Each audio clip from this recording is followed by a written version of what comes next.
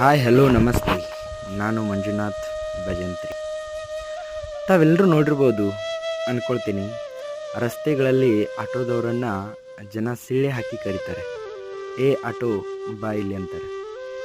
But ಯಾವತ್ತಾದರೂ ವಿಮಾನಿಗೆ ಸಿಳ್ಳೆ ಹಾಕಿ ಕರೆಯೋದನ್ನು ನೋಡಿದ್ದೀರಾ? ನಿಲ್ದಾಣಕ್ಕೆ 2 ಗಂಟೆ ಮುಂಚೆನೇ ಹೋಗಿ ಕಾಯ್ತೀವಿ. ಯಾಕೆ ಗೊತ್ತಾ?